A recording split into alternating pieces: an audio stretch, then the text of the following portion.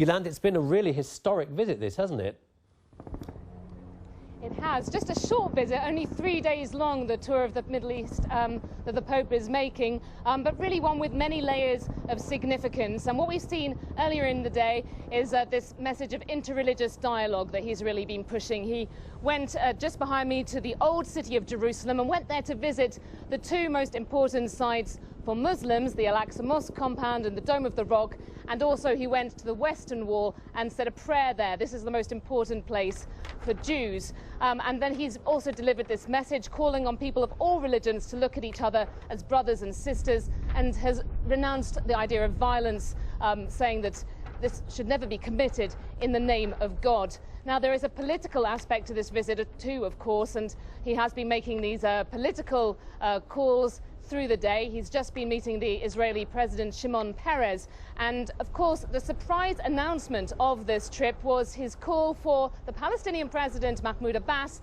and the Israeli President to come to visit him at the Vatican. They're expected to do that next month, where they will pray for peace. Very significant, just a month after peace talks between Israel and the Palestinians broke down. And then there has been this further aspect to the Pope's visit about church unity. He's been calling for close relations between the Catholic and Orthodox Church, which was separated for 900 years of their history. And earlier I spoke to someone from the Ecumenical Patriarchate, Father Chrysagis, and I asked him for about the significance of this visit as he sees it.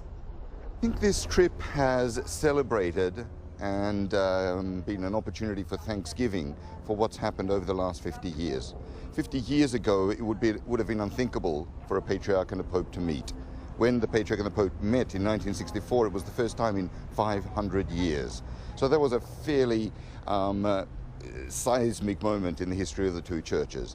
It also had important impact and ripple effects on relations between Orthodox and Catholics on all levels, on the theological level, on the institutional level, and even on the more popular level, the grassroots level, where prior to 1964, for instance, we would not have marriages between Orthodox and Catholics. We, as Orthodox, would not recognize the sacraments of the Roman Catholic Church, and vice versa. So these 50 years have seen an extraordinary movement towards a more dialogical existence between the two churches on all levels. And I think it's the beginning of an even greater impetus towards unity. And just to bring you up to date with what the Pope is up to, he's just winding up his visit to the Israeli president at the moment. He's been talking about Shimon Peres as a man of peace, and we're expecting him to return to just outside the old city of Jerusalem to a site owned by the Vatican, Notre Dame, and that's where he will then be receiving the Israeli Prime Minister Benjamin Netanyahu, coming to talk to him. I heard from a Vatican official that this Pope really believes in the culture of the encounter, and we've seen that very much on this trip. There in Jerusalem for us. Thanks very much, Yolande.